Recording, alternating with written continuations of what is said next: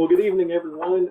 This is Tracy coming live to you tonight with Versan Aljarrah from Black Swan Capitalist. He is going to be talking about some really cool things tonight, financial in general. So, Versan, welcome to the show. Why don't you start off by telling us a little bit about your background and how the Black Swan Capitalist came about? Yeah, absolutely. First, thank you very much. Good evening to you and all your viewers out there. Very grateful to be on. So yeah, a little bit about myself. I'm actually, my real background is engineering, and it took, my whole family's been in finance, but it took a while for me to get into this stuff. And, roughly around 2018 is really when I jumped into this thing, and I was hooked. That's when I started following the money and seeing, hey, everyone wants to make money in this space, but no one knows how to follow the money. So we kind of started digging into, digital assets and whatnot. And, it's been very exciting and whatnot. But right now, I'd say that it took us quite a while to understand what we're involved in here. And for people to understand how digital assets are playing a role where we are today and where we're going, like anticipating the future, we have to, and I always bring this down in my videos and talk about this quite often, is the central banks, kind of what they do over there. So we started researching the source. Where does the money come from first? And it's the central banks. And I'm sure everyone knows how the banking system works, but not as much as they should know. The reserve banking system, I call it the debt-based model. It really is a way to steal wealth from the people. And, this has been going on for so long. Shortly after World War II, we saw the formation of the United Nations and the Bretton Woods 2.0. And, that's kind of when everything basically fell into place as far as, these elite people who run the show, and what they wanted to do was find a way to enslave humanity with money and currency. And that's pretty much what we've gotten. But stealing wealth from the people was their real game. End goal here is to become the buyers and lenders of last resort. They want to be the ones in control. And we are starting to see this clearer and clearer every day, and we're getting closer to it. So it's pretty serious.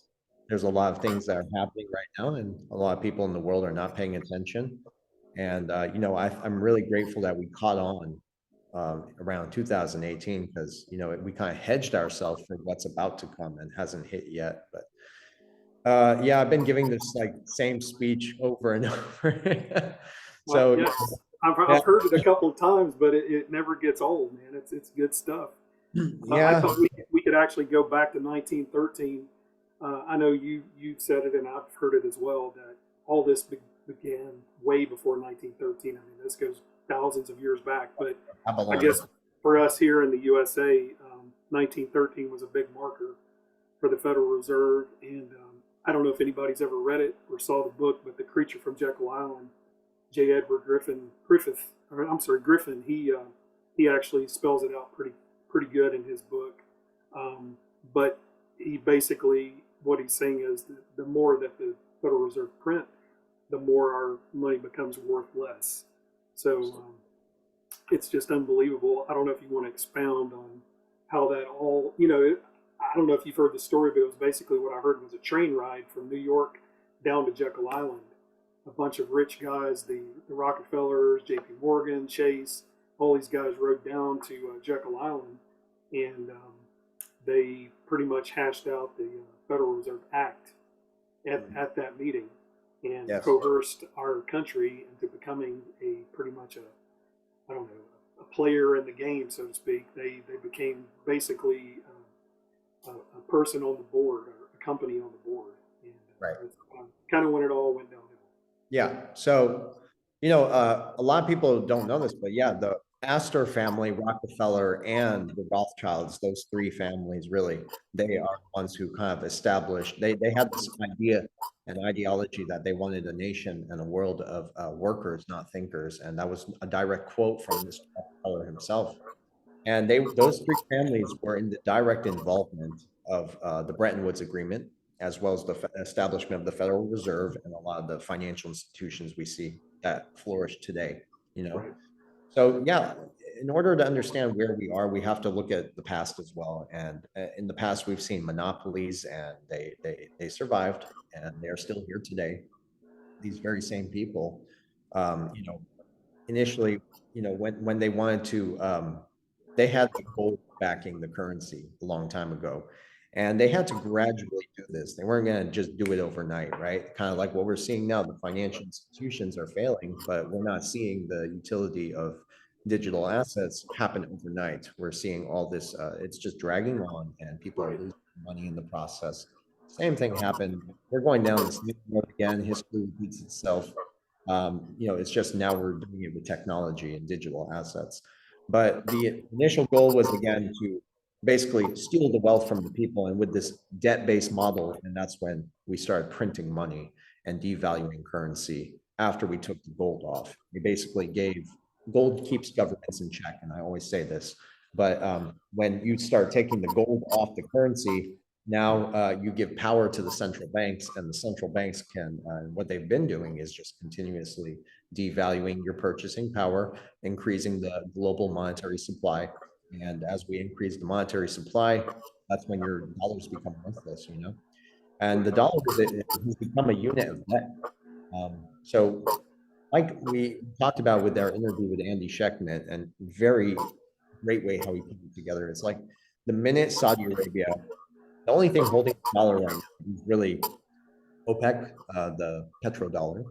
And yeah, that's pretty much it, really. I mean, equities and stocks and all that stuff is failing right now. Anything else backing the dollar is gone. And then we don't have oil. So the only thing holding it again is oil. Saudi Arabia just needs to come out, and I get a lot of information from the Middle East, and they are going to do this at some point. I don't know when, I'm not going to time it. They just come out and say, hey, America, it's been a nice ride. Thank you for the good times, like Andy said. And yeah, goodbye to the petrodollar. And when that happens, you know, everyone starts to think of those dollars, and that money just kind of floods back into the U.S. And then we have an additional monetary, global monetary surplus. And because of that, with the high inflation we're already experiencing, right? It's gonna plummet the dollar. It would have to. Immediately the dollar would become worthless, and that's when people will see a spike, massive spike in commodities. This is why I tell people, you know, precious metals are currency. Precious metals, it's not to get rich, it's to stay rich when all else fails. It's a hedge, it's an insurance policy, right? So a lot of people have told me, like, hey, you can buy some gold, do you think it's going to go up? I mean, well, to answer a question like that, first of all, that's a very stupid question. You know, if gold's going to go up, it's going to only go up if we see, the only reason the gold price is what it is, it's because it's being manipulated. And the reason it's being manipulated by the central banks is because we have the debt-based model printing money, right? Right. And if this whole thing stops, that's it. You're going to see a spike in commodities, and no one's paying attention to this simultaneously while all this shit show is going on. Excuse my language, but that's really what it is. I mean, I don't know how people are not seeing this. While this is going on, they are continuously, and this is happening on a global scale, they are buying up whatever's left of all the gold and the silver and the precious metals, right? Right. It really raises questions. And like Andy also said, that they're manipulating the COMEX market. So they're manipulating the gold and silver prices even more now, while the dollar is, you know, imploding. It's going to implode. They're playing games, obviously. And this is really what we're here to talk about. You know, it's like, this is going to fall apart very soon. And when it does, all the money is going to go into commodities and digital assets that are now supporting the infrastructure for the new financial system, right? And that's kind of how a lot of this technology, this blockchain technology, jumps right into this, you know, XRP and a few others. So Yeah, I used to follow a guy. I don't know if you ever heard of him. His name is Michael Maloney. He's a big gold and silver guy. sounds familiar. He has a book out there, and he also has a website. He sells gold and silver himself, but he basically he's a chart guy. He does a lot of charts on monetary history, but he basically showed, he kind of overlaid, I guess, the Federal Reserve and all of the money that had been printed up until 1980. And then he also put the price of gold alongside it. And, you know, between all of the wars and everything else, gold kind of took a dip, and then it started going back up, I guess, in 71 when Nixon, you know, decoupled gold from the dollar. Eventually, around 1980, if you look at the price, I want to say it went up to like $850. Yes. So silver was around 50, but what the thing was is that all of the gold price actually equaled or actually evened out what the total debt was. And then of course it went back down, and then you continue following that line up until today, and the money has just spiked like unbelievable. Yeah. So for that gold price to circle back and get up to where the total debt is, there's no telling how much gold price is. And I know you can look at the world debt clock and see that price, and I don't even know if it's close to being accurate, but I thought that was a pretty astounding figure. Absolutely. Another thing is, you know, a lot of people, the gold that's being accounted for, that's holding the price down too, is in paper and digital form. Right. Right. When you throw that out the window, right, and you look at how much physical gold you have, yes, that's when the price will blow up. And and that's basically banks trading IOUs back and forth with each other, right? That's right. See? Yeah. No, absolutely. And I mean, a lot of people understand all this stuff. It's good to know these little details here, because it kind of paints the whole picture for you, you know? It's really crazy. They are manipulating these prices, and they've been trying to gradually continue to steal wealth from the people, and they've been doing so successfully to the point we're at right now, is where even the middle class here in Texas, they can't afford to make ends meet, and no one's covering this. You're not hearing about it on CNN, Fox News, MSNBC, any of the mainstream news propaganda machines, right? You're not hearing about this stuff. I mean, instead they're talking about the Ukraine war and things that they are orchestrated to begin with. And we can get into that later on. I did want to bring up something about the I was just going to mention something. I didn't really know this until recently. I heard this, that around that 1971 period, before they actually Nixon came on and decoupled everything, I heard, and you may know this, but I didn't know it, that there were a lot of countries asking for the gold back. They wanted their gold, especially France. France was one of the big countries that was saying, "Hey, I want my gold back." And I guess the United States decided there's no way in hell we're going to be able to do this, so they just said, "Screw it, we're going to decouple it." I'm not surprised, and yes, that's exactly what happened. And a lot of people don't know this, that the reason France wanted a lot of their gold back is because of a story by George Soros. He almost bankrupted France and England by playing with the gold supply, and he manipulated it. He really did successfully, by the way. He basically stole from a whole nation there, and basically gave no other choice but to use the dollar as a reserve currency. And a lot of people don't know this, but a lot of the war that takes place in the Middle East, a lot of the wars that have taken place, including, you know, getting information from the Middle East. I'm confident when I tell you this, that Gaddafi and Saddam Hussein, I'm not saying they were good people, okay? I don't know much about their character as people, but they were, Henry Kissinger had a lot of involvement with getting them to use the dollar to trade oil and, you know, not gold. And he refused. And there's live speeches, not doctored, of Gaddafi speaking at the United Nations, warning everybody that the West has a leash on them, and that, you know, it was, he used the term devils. You know? So when you look at the bankers here in the USA, these are criminals, masters of disguise, masters of deception, very violent, twisted people, you know, and the evidence for this is just like, look at the way the world is right now. We see all the money just get funneled up to the rich, and the poor are constantly suffering and struggling, and it's a very sad situation. So, you know, the people need to wake up to this stuff and get a little bit of financial literacy. And that's basically what I did. You know, I'm still learning every day. every day. Right. I really just jumped into finance, like deep around 2018, but I'm a very fast learner. So I was able to catch on quick. And when I found out what the hell is going on here, I said, I have to learn everything there is about this. Right. So that's kind of where we are today. Yeah, it's pretty easy for a lot of people to go back to like the 50s and 60s and look at commodity prices, gas prices, food prices. I mean, you can see from then to today that it's just The gone. dollar's gone. It's I mean, astronomical. yeah, And then, of course, in 2008, we had the Great Recession. Many lost their jobs, their savings, and their homes. And then right after that, I forget the exact date, Bitcoin was born. after. Yep. So, who do you think Satoshi Nakamoto is? Do you think that is a person or a group? I think it's a group. I don't think it's a lot of people. I remember even when I first heard about Bitcoin when I was younger, I said, I visualized some Asian guy in a cave who created this distributed ledger technology and then disappeared. No, turns out you have some of the highest think tanks that were involved in this. And these people, I believe, are from all around the world. Governments working together. I know for a fact, I mean, CIA was involved in Bitcoin's creation Right. and National Security Agency.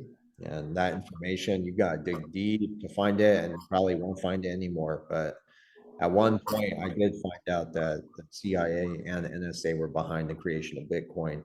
And it was not, and I talked about this on Crypto Rick's channel, but it was really to get this whole space that we have today, this big cryptocurrency space, 22,000, 26,000 cryptos, I don't know, to convince people to put their money back in the system. And now you're getting rid of your physical assets, which was your worthless fiat currency, your cash, and helping them facilitate their end game of making everything digital. So all these people put their money in there. The banks were behind the creation of a lot of these exchanges and funding them to, and the JavaScript and putting this whole shit show together to make people believe this is the future, right? When all along they had few technologies that we're going to be used to begin with. So you look at this whole crypto space now, and the whole thing is based on a lie. And it's a deception. It really is. You know, there's no such thing as like, I mean, I don't see anyone fighting the banks in their own game. You know, this is when you really go deep down the rabbit hole too. You start to ask yourself, well, you know, how do we fight these people, right? We won't get into that in this interview, but off camera we can. Yeah. Do you think David Schwartz had anything to do with the creation of Bitcoin? It's possible. I don't know, but I think he had some involvement. And even if he's denied it, I still believe he did because, you know, his direct involvement with the National Security Agency that raises questions. And then he kind of jumps. And then the National Security Agency was definitely involved in the creation of Bitcoin along with the CIA. So the connection of him being at the NSA, I think there's something there, but I don't know what it is. And Yeah. you know, I really just like I kind of like I try not to think about those things as much, but they're out there, you know. And Yeah. yeah, I mean, I think he had some involvement for sure. You know, why Yeah. not? I've heard even crazy stories like the White Hats were a part of this creation of Bitcoin, and they were able to, because it is a ledger, you can track everything, and they were able to see and trace and track everything, every nefarious action that Yeah. all of these guys did, and Mm. that's how they were able to, uncover a lot of things. Well, that's very interesting. Sorry to cut you off, but that's very interesting you say that because let's say that these white hats were like involved in the creation of Bitcoin. That means they were able to catch and find the location of all these people who are committing these very serious criminal activity, you know, and laundering and this and that. Basically, by allowing them to use this to launder, they were able to also keep an eye on them as well. I mean, that's how I would see it if they were in. But like you know, like you said, we've heard stories and stuff, and we read stuff about this. You know, but I mean, we really don't know. the real question is like also like where is this going? Is this going towards freeing humanity from the financial system, or is this really just the integration of digital assets into their new financial system, where Right. the CBDCs would come out? So there's just so much going on, and we're all trying to figure this out, right? What's happening? Where are we going? So, I mean, based on a lot of the stuff they put out there, you gotta be very careful what you're taking in because there's a lot of bullshit out there too. Right. And if you can filter through that and kind of put the picture together, I think you have a better chance of understanding where we're going, but Exactly. it's Well, digital, not. so that brings us up to the 2013 Ripple releases XRP, 100 billion tokens at initial launch with a current market cap of over $19 billion. David Schwartz was a part of that. I do believe that. I mean, he was part of Oh that. yeah, yeah, And for sure. yeah, and it's, I heard you say this a couple of times, that we'll talk more about XRP, but I kind of wanted to jump to this because I have it kind of bolded on my sheet here about the private ledger versus the public ledger. Yeah, Because I didn't really realize that. I didn't understand that too well. But yeah, I'm you want to seeing a expound on lot. that? Absolutely. Yeah. No, I'm seeing a lot of videos circulate right now about this. I did it on Crypto Ricks, talked about the private and the public. And I've also said this on both their channels, including with Mel. Um, Again, we don't really know, right? But I know for a fact that I've seen it working on some other ledger because it was not the public ledger. If it was public, I'd be able to tell. But these could be stress tests. They could be glitches. And I don't believe in the glitch thing. I think they're stress tests and they're being used. I believe that they are being used privately somehow. If you can put, I mean, a lot of the people there at the SEC and they've established nodes on the XRP ledger, which means they have some sort of control over the price and what it's doing. So they have control of something there. I put a short out with Stuart Aljarrah where he said the SEC walked in, they didn't ask permission, they just came in and said we're going to establish a node on the XRP ledger. Then after that, they sued them. Then we look now at these prices. So, and the adoption, by the way, of XRP everywhere. And this has been going on for a long time, by the way. It's like people are starting to figure it out now. Bank of America, I've seen videos in the last week about Bank of America's statement with Ripple XRP. Oh, God, this has been going on for more than 3 years. I saw 3 years ago a Bank of America article adopting XRP. So what's going on there? And if you look at the money too, they've been hedging with this stuff for a very long time now, compared to what people are now just figuring out.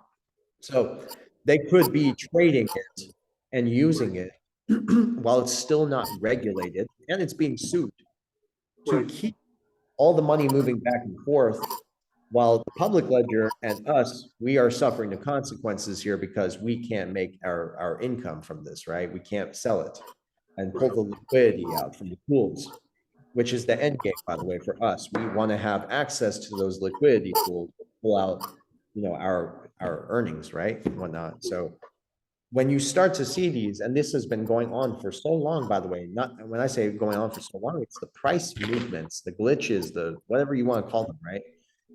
There was one, I took a picture of it, and this was 2021. I want to actually read this number to you.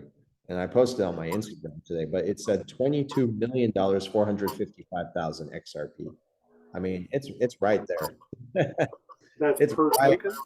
it's Per right token? there per token. Yeah. Oh, And this was 22 in million. 22,455,176.62 cents. This was in 2021. And people are giving me shit about 372,000 or $327,000 a token. And they should be happy, by the way, because that means we know what this asset is doing. It's not an accident. The asset of XRP, the higher the price, the more liquid the asset becomes. And there's, again, a lot of people that don't understand what XRP truly is here to do. And it's just a digital asset. That's it. But it's going to facilitate not just cross-border payments, stable coins, the creation of stable coins, CBDCs, and all kinds of other services in the new financial system, the rails, right? Right. So if this value is moving back and forth on these rails, that's where the price comes in. This is a good thing. This is not Right. bad, and it's not hard to understand. But going back to your question, private and public, I do believe they are still trading it, and this is why we see these prices go up like that. It's not an accident. It can't be. Right. And Playing. when you saw the 327,000, was that just on a, you were just watching the market price? Yes. Yes. Wow. No, so it was a YouTube video. This was like 2 years ago. Okay. My brother showed it to me, and him and I think, are going to be talking with Crypto Lewis in the next few days about this as well to clarify it. But yeah, we were together. He told me to come check it out, and he was telling me this is around the time when we like really started heavily investing in XRP. When we saw those prices too, we were shocked. It was a 5-minute video. It was based out of Japan. The title was in like Japanese. And we watched a 5-minute video when XRP went from, I'm not even joking, like 20 something dollars. And the whole video just kept going up and it kept shooting up like that. And then can I tell you something? It was actually going to go higher than 327, but I pulled out the video. I was like, I've seen enough. Like this is, so that was the highest I saw it go before I exited the video. And I actually, when I started seeing these videos circulate, I went into YouTube and I spent more than 3 hours yesterday on Rumble and YouTube looking for that same video just so I can prove it to people. I couldn't find it. Not even joking. And I'll still continue to look, by the way. Well, if you find it, send me a copy or send me the link. I'd love to see it. Absolutely, and I will. Yes. Anything that I see like that, I will send it to you because this has happened. Yeah. Yeah. So let's talk about the buyback. I know there's a lot of talk about, we're going to do a buyback, or should we do it? Should we not do it? What's your take on that? I wouldn't recommend selling any XRP. And simply because if you understand what the value of XRP is going to be later on down the road, why would you sell it to begin with? Another thing, if you're selling it, what are you selling it into? Fiat currency? Fiat is dying right now. It's about to implode on itself. Let's say XRP hit $1,000 today with a buyback, by the way. Everyone gets excited. They all take their dollars and they give their XRP back to where the Fed wants it or whatnot. They give you $1,000 per XRP. Okay, you're a millionaire. 5 weeks later, the dollar implodes. You just basically give up your XRP for nothing. That's the way I see it. But I'm a little out there. So No, I agree. Yeah, it wouldn't make sense. Another thing, also, we don't have regulation yet. We don't have clarity. I don't recommend anyone lending or staking anything. Also, you can't stake XRP right now, but I don't recommend anyone lending or staking until we see regulation because they have no idea. They're basically staking their precious tokens for something like, what, that's passive income? Are you kidding me? No, you gotta go out and work. It's still like that. We're not there yet. Right. Yeah, I was going to ask you about regulation and, of course, the SEC lawsuit. But I mean, when do you think the regulations will start to show up? I think we're already seeing some of that. I've said this to many people that the faster the system crashes means we're going to see regulation. So we see FTX. I don't know how many billions were stolen. And I'm not going to say lost because they were not lost; they were stolen. And if you off camera, we can go deeper into how that ties into other parties out there. We're going to see this liquidity crisis. And I always say this liquidity crisis is all about the damn liquidity. As this liquidity crisis with FTX spills over, which it did, into what, BlockFi? Now BlockFi filed bankruptcy. Well, turns out that BlockFi was entwined with FTX. And guess who? Grayscale, Gemini, Genesis, and I'm not finished, man. I think USDT. And this is funny. I posted something so important about this. If you don't mind, can I read this tweet to you? Sure, absolutely. I want people to hear it from me. I actually wrote this tweet yesterday, and it had a massive effect. And I was telling people the truth about what happened as far as the FTX scandal and whatnot. So the Sam Bankman-Fried contagion will continue to spread into other crypto firms such as Genesis and Gemini. By the way, Grayscale, I'll add that right now, due to a liquidity crisis from its exposure to FTX via the loans that they made to Alameda. You see how it's tying in? Then I said, the question is, did crypto exchanges leverage retail investor money with FTX and their digital asset FTT? Basically, what we saw is they had a lot of leverage, right? And they were basically gambling with retail money, with FTT, which is the FTX token. Right. And you find out by the FTX group who was involved, the World Economic Forum was behind that too. And I don't want to talk too much, man. I don't want us to get this. No, it's good. You're good. But they are tied into this. Now, this spill is going to continue into the rest of the crypto industry. And when it hits USDT, it's going to collapse the whole thing. And guess what? This is when they use this collapse that they engineered as well, by the way, to facilitate their regulation, to introduce their new money, which will be that social credit program stuff we've heard about. And it's very the Klaus Schwab side of things. I read his book, man. It's intense. And he basically tells it to your face, but he knows you're not going to read it. Right.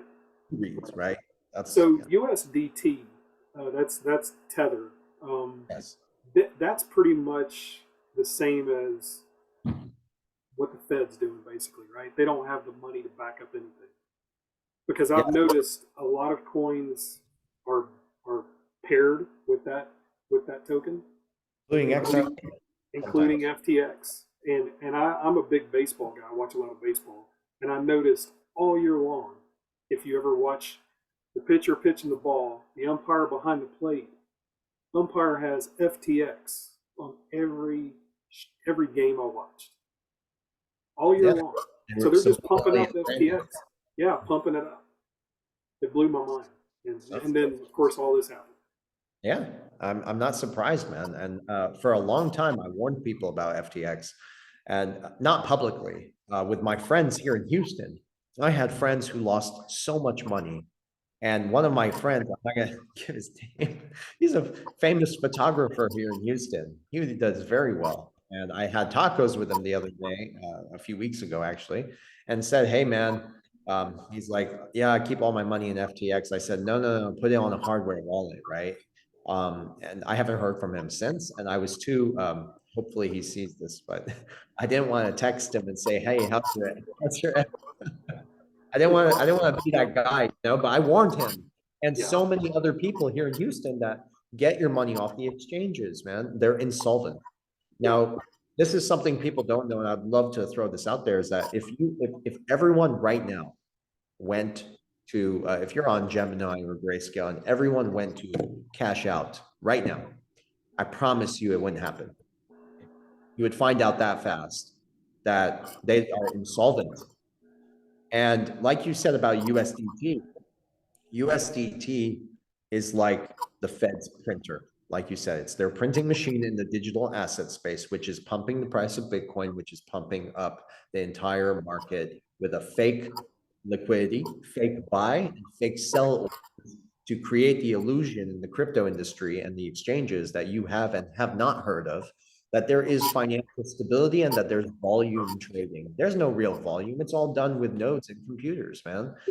Every time retail investors are putting the money in there, the house always wins more. They steal. This is now coming out. That's why I'm a little comfortable talking a bit about it. But if I went into details, man, it would shock it would blow your mind. It would. So we're talking about USDT and the Fed being similar in the way they print money. Are they able to suppress like XRP and XLM by trading that back and forth with each other as well? Yes, my brother can expand on that another time. He's actually, he's the one who shared that with me. He discovered that even with XRP, I think it was like a year ago, a bunch of people in the XRP community, this is when I was still getting into the space, I was like still learning where my place is in here. And basically what they did is they had an agreement that everyone at this hour was going to buy this much XRP. And we're talking about small whales. We're not talking about big whales, right? We're talking about whales who are bigger than I am, So they all made the purchase of XRP at the same time to pump the price up just to see if it could go up. And you're not going to believe this, it went down. 100% manipulated. So yes, I believe what Stuart Aljarrah said, and that's why I put it on the channel for short. Very informative. The devil's in the detail. Yeah, well, I know they have bots that Yes. run the exchanges, and they can. Like Aladdin. They can manipulate it any way they want to. That's what BlackRock does. Yeah. It's very interesting. So let's talk a little bit about the SEC lawsuit. I mean, we all know it's a joke, but what's your take on it? Yeah, no, the SEC lawsuit, it's so interesting to see why they even sued them. They say it's a security, and it's clearly a currency, and it will be utilized as a currency later on, and they know this. But I think what we're seeing right now is just the drag out, the delay. The SEC lawsuit could be there for many, many reasons. Okay, if we want to start talking about the whole deep state stuff, we'll try not to get into that right now. But you know what? There's something going on there, is what I've heard. Now, I don't know. But from what I do know is following the SEC, you see that they are buying time, delaying the lawsuit, while the SEC is working directly with the banks. So you find that congressmen and senators, they're allowing the Ponzi schemes to continue. It ties into what they're doing there. They're still making money from it, but they're allowing this shit show to flourish so that way people lose more money.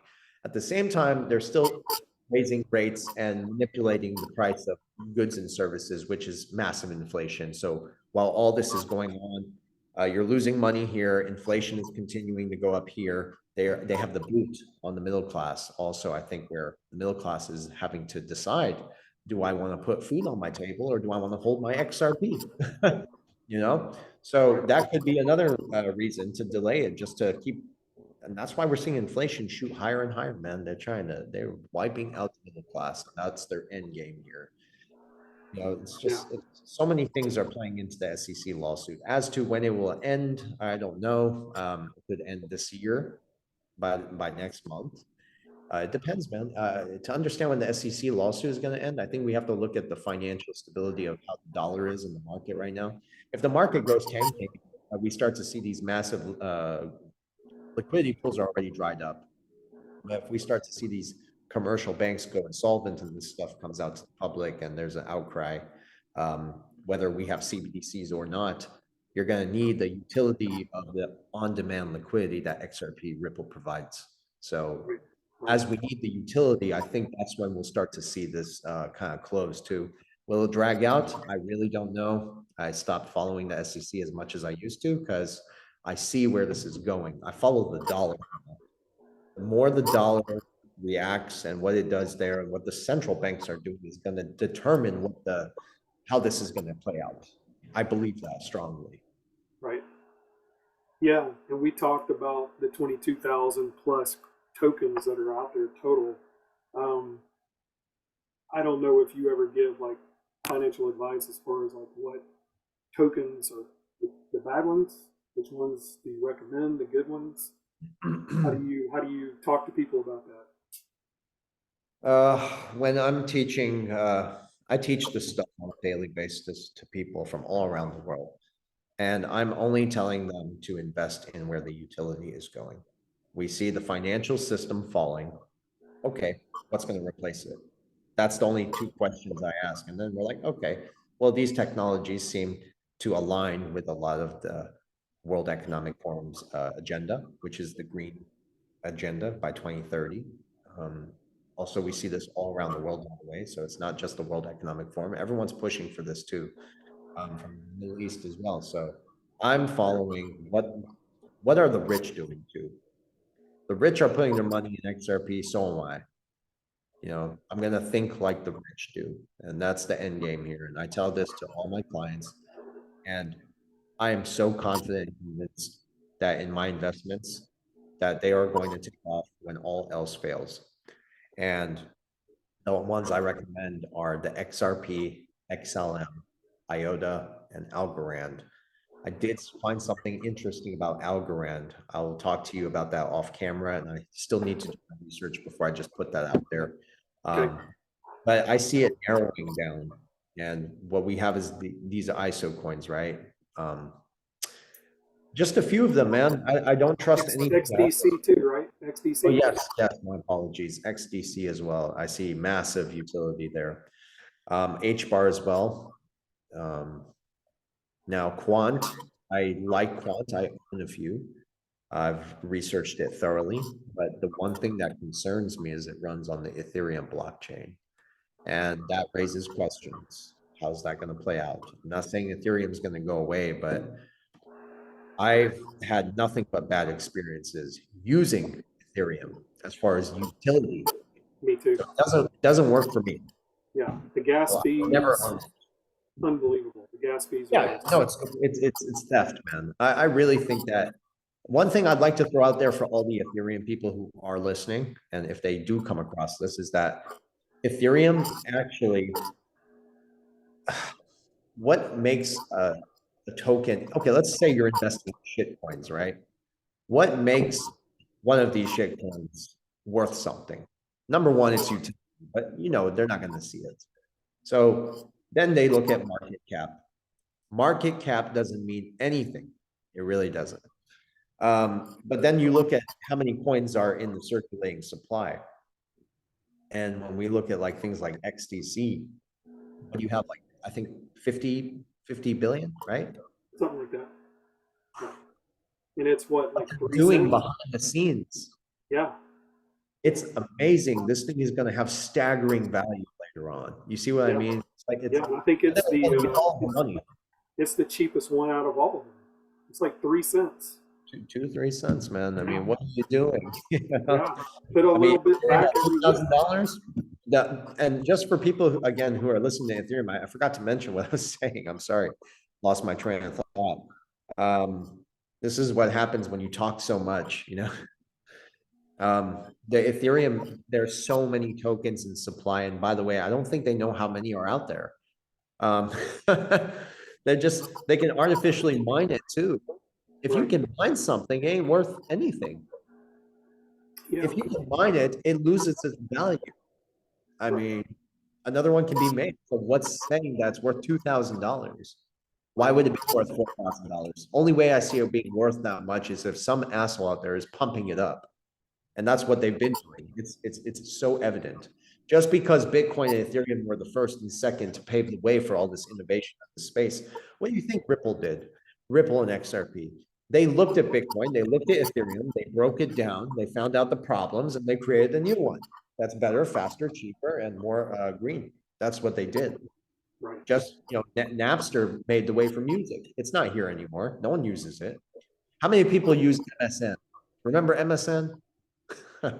It was so popular. Maybe I did for like 2 months. There you go, but now no one uses MSN.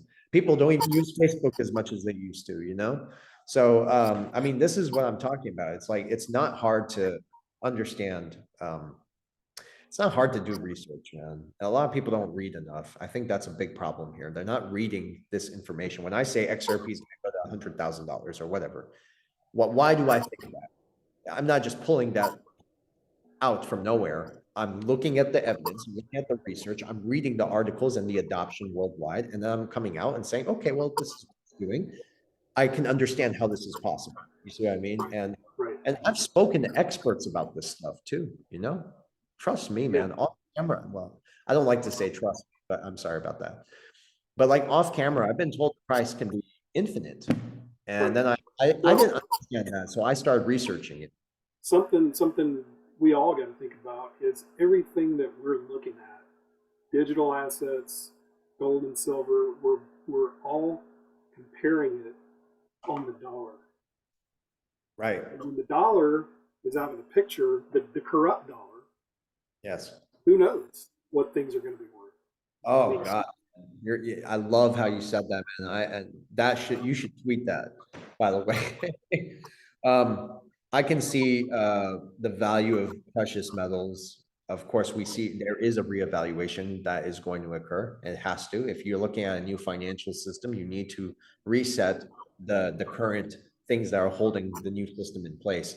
And I really think we're going back to a commodity-based currency, but this time, we have digital assets to like we can put this stuff on a blockchain now, and there's some amazing stuff that Val Hill is working on too, in Africa, and around they're trying to put this out there in the world right now. It's amazing exhibits that they could be using blockchain to restore wealth back to the people, and use blockchain to measure the size of gold and silver and keep it all in digital form to where you're transferring value back and forth on the blockchain. This is the future. This is happening, by the way.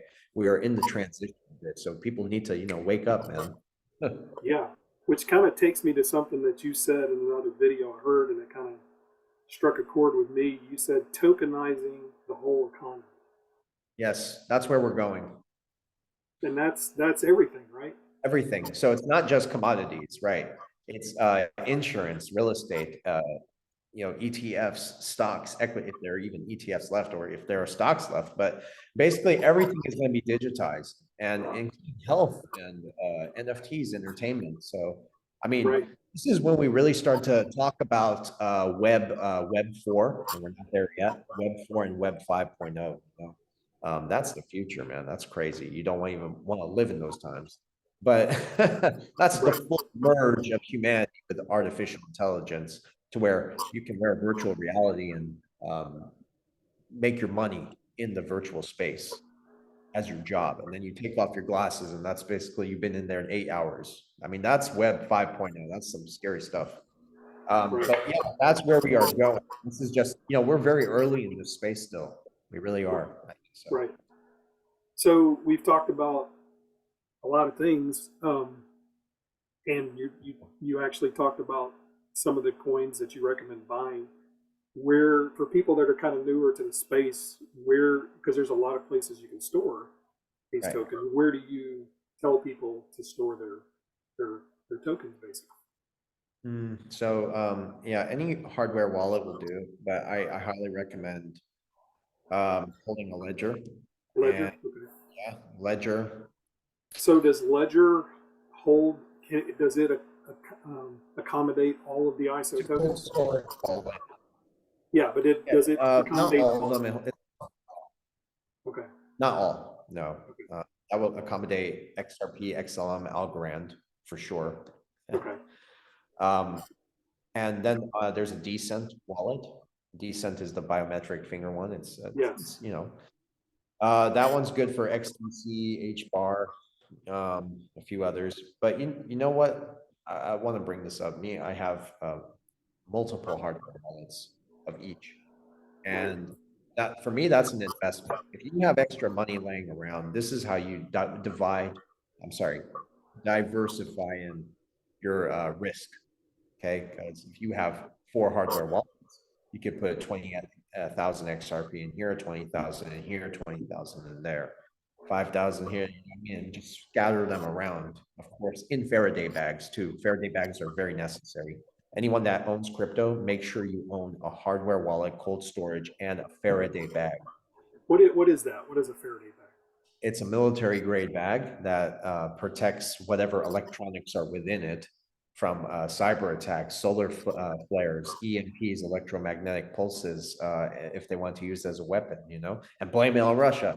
They could do something like that, in order to really enslave people with the CBDC. But this Faraday bags, I have all my electronics in them. I have spare phones in there. I have spare walkie-talkies, a spare laptop, spare hardware wallets and stuff. This is how you really protect yourself if we're moving into a digital era. You gotta be responsible for your own assets. You're gonna leave all your $50,000 with an exchange. I mean, that's not wise. Even if you had $1 million, why would you do that? Yeah, I don't know if you saw this, but I think I saw it today, and I didn't really do a lot of research on it. I was kind of busy today, but I think somebody said Coinbase was going to stop restricting more coins, including continuing the XRP. Yeah, they took it off. I saw that. They Yeah. took XRP. What's interesting is why, because, but it really doesn't matter. It's not like you could trade out there to begin with, you know? No. So, but they took it down. What's interesting is though the amicus brief that we looked at about 2 weeks ago, a week ago, the amicus brief included, you know, Val Hill Capital, Coinbase, and a few others. I have the, anyways. So yeah, Coinbase then files an amicus brief to support Ripple, and then they say, "Hey, 2-3 weeks later, we're going to delist." You know, that only strengthens my confidence and resolve that we're holding something that they don't want anyone to even know that it exists. Right. Because on Coinbase, you can't buy it anyways. So why take it off? Or maybe they might relabel XRP as a security, but if they can't, I don't think they have I know they don't have the authority to do that. The reason also, let's go back to the other question about the SEC lawsuit. They could be dragging this on in order to find alternatives to manipulate the law and change the law to their favor. That way they can then try to implement it as a security. And if they do such a thing, you know what happens? Okay, XRP takes a hit. The price tanks. All these amateurs get scared. They sell their XRP for nothing. And then guess what? It's done. It can flourish and do what it was originally supposed to do, which was be a neutral bridge asset and provide on-demand liquidity for financial institutions and value all around the world.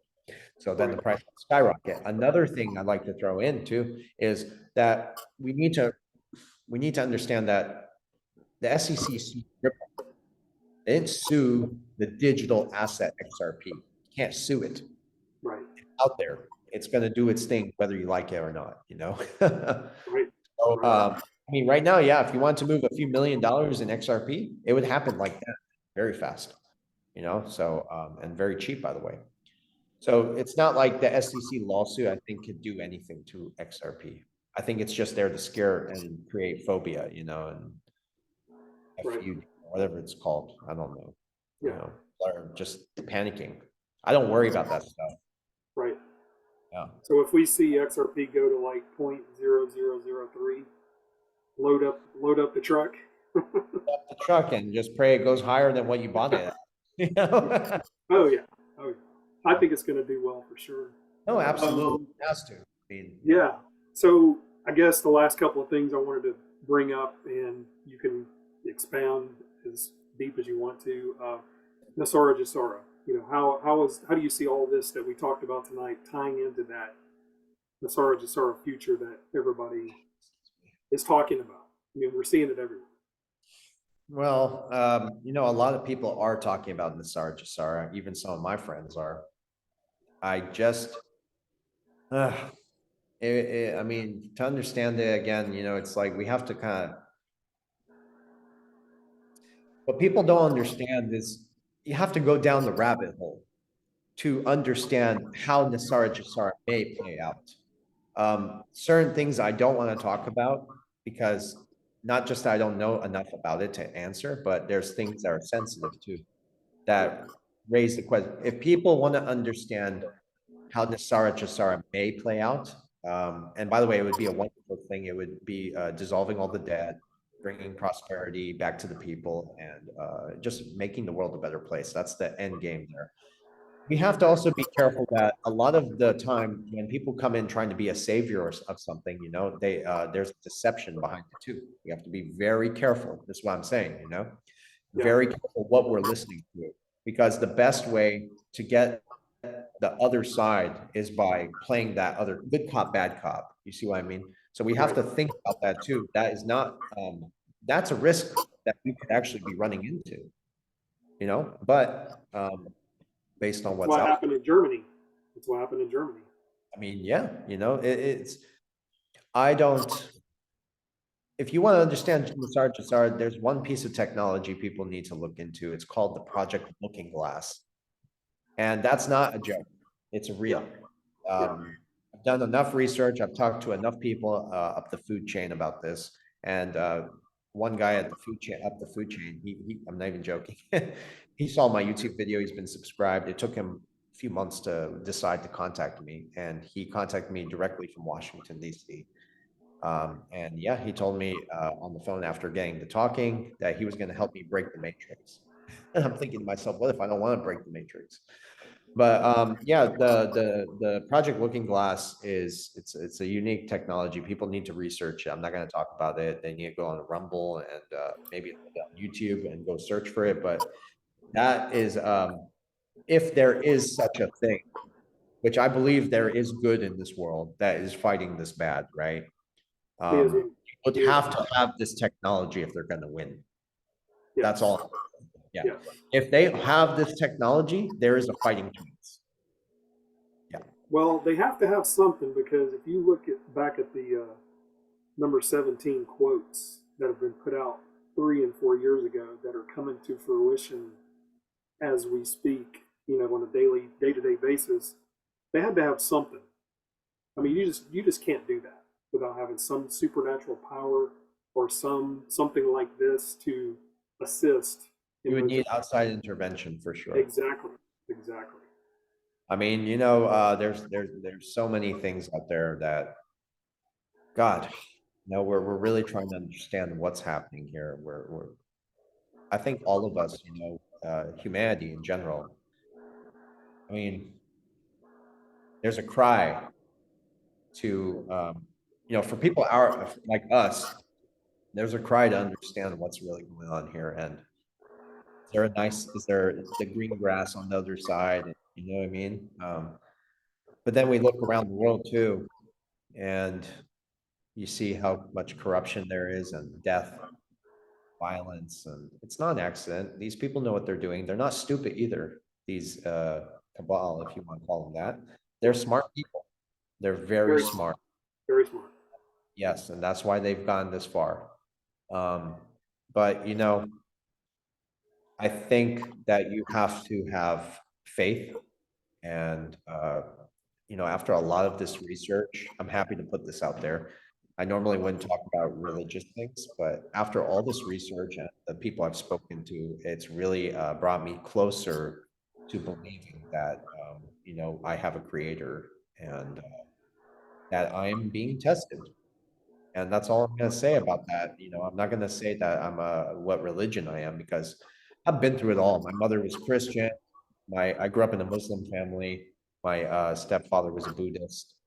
Some of my friends were who I grew up with in Dubai were Hebrew, Jewish. I'm sorry, they taught me a little bit of what was back in their religion. I've read the Kabbalah a little bit, which is banned in the United States, the original one.